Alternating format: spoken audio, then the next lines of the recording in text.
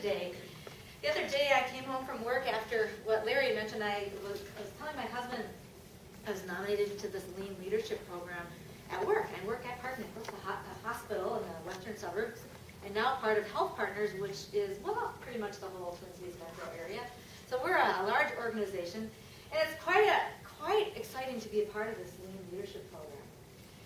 My husband wasn't getting it, and I thought, oh gosh, this is a great topic to bring up to Toastmasters so that I can teach best, learn to teach best what I mostly teach my team members at work. What is Lean? Now, I'm going to back up a little bit because I have this book that's sitting right here, and I'm not going to look at it. It was sitting on the counter at our house.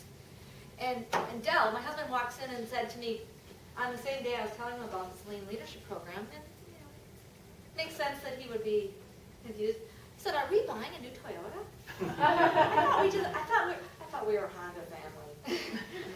And I thought you told me we were going to buy a car for another year. I said, "What are you talking about?" I said, Toyota. And then he said, they just brought this book right into me. And I said, oh, no, that has nothing to do with buying a new car.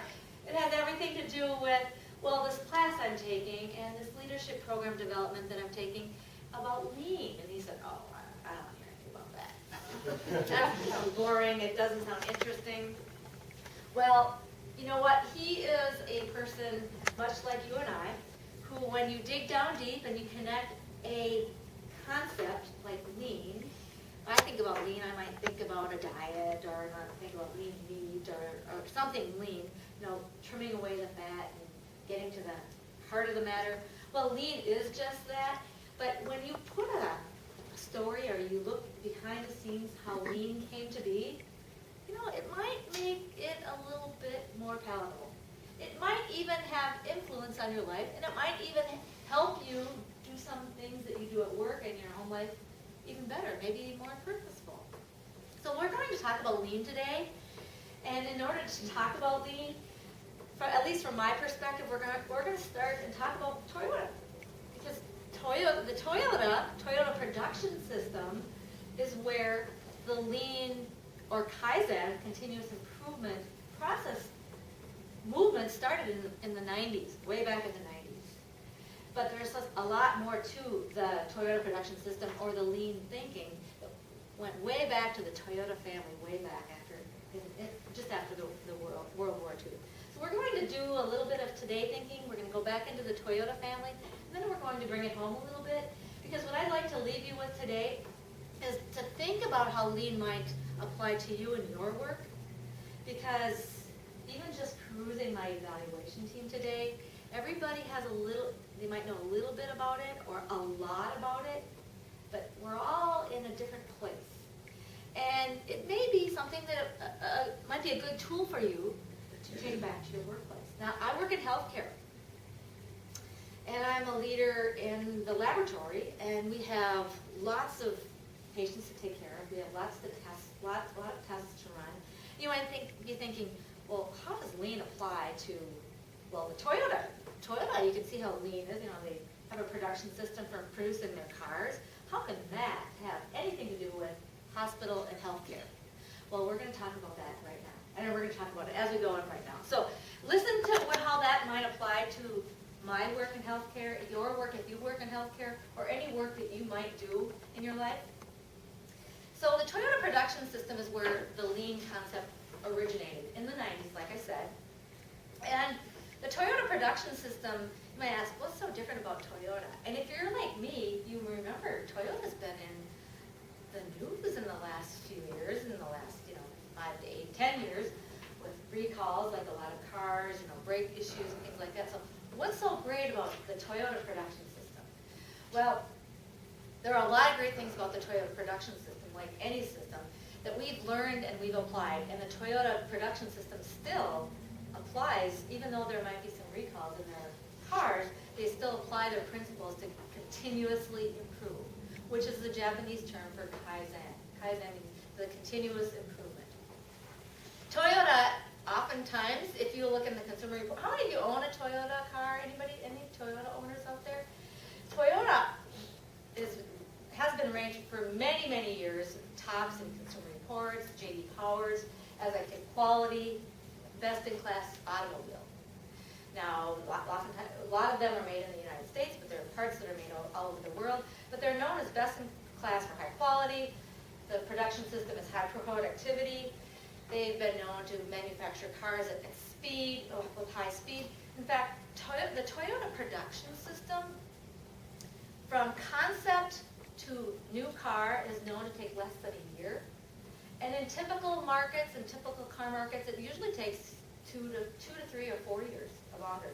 So Toyota has found a way of doing all their research and getting to the core of what they're doing and doing the study on the research and then putting it into work quickly. So you work out the bugs and then put it to work and build the cars quickly. So a Toyota car has been known as a company that makes excellent cars. So based on the tools and the quality improvement methods that the Toyota family has brought through the years. And some of the techniques that they use are making parts or making pieces just in time. Another word you may have heard, a just-in-time piece or a just-in-time. You only make what you need to make right now, and that's a just-in-time method. So the Toyota terms in the Toyota family actually has come through and made excellent cars. So you might think, well, gosh, is it just that they're good at making cars on an assembly line, the Toyota family? Well, to really look back deeper at the Toyota, to look at the Toyota cars, you have to look at the Toyota family. And you have to look at where Toyota came. Now, the Toyota family, they have a deep philosophy, and this is before, in the late 1800s, that it came to be. The Toyota family came to be, and it started. Does anybody know how the Toyota family? What did they do before they did cars? Does anybody know? Weaving, excellent, exactly. So the Toyota family, Sakichi Toyota, grew up in the late 1800s, and one of the things that he did is he used to watch his mom sit at the loom and make fabrics and make fabrics on a manual loom. And Sakichi grew up, and his dad had taught him woodworking as a young man, and he started taking his skills in woodworking and trying to help his mom to develop some better techniques on the loom. And he tried and he tried. He was an inventor sort of kid and a young man, and he kept trying to do some things to help make his mom's life easier. What a great son, right? He kept trying, and he tried some things, and it didn't work. He helped create the loom, and then what he did is he helped create an automatic loom. And not only did he help create the automatic loom, but one of the toughest things when you're creating fabric is if you have a piece of string that breaks, it creates a stop. So one of the most ingenious things he did is he created a loom that would stop when the thread would break, so that his mom could fix the fabric, continue on, and make the fabric. It was ingenious, and that whole philosophy, and that thinking, and that perseverance, and that hard work ethic, and the idea to fix a problem at its source, not pass it on to the next person, or not pass it on down the line, or fix it later, was brought into the Toyota production system. And there's a whole lot more to it than just that piece. But think about that philosophy as you think about making cars and making anything. In the laboratory where I work, if I'm sitting at my bench and I'm working on a patient test, and I see an error either in the doing of the test or the computer, and I don't stop right now and fix it, if I pass it along, you can all gasp, because there could be a problem down the line, and there could be an issue down the line. So that's how we tie it to our thinking in healthcare, and that's just one small piece. So I ask you today to think about lean. Think about the Toyota production system and how it might apply to you. How do you learn to love lean? Take a lesson from Sakichi Toyota, because he wanted to make a difference. He wanted to make a difference in his mom's life, and all the women around him that were working at the loom. He wanted to mistake-proof that process, and he wanted to make a difference. So are you willing to look at what you do, either at work or at home, and look at some areas that you might continually improve? That's what the Toyota production system does. It looks at its process continuously. It makes a quality product. If there's an issue, they stop the line, they fix it, and they move on. They go back and they learn from their mistakes, and they try it again. It's perseverance, it's focus on quality, and it's focus on the whole environment that we all have a part. We can all have a part in making a quality product, an automobile, a test in the laboratory, a service that we offer, any of that. So go back and think about that. And think about how lean might apply to you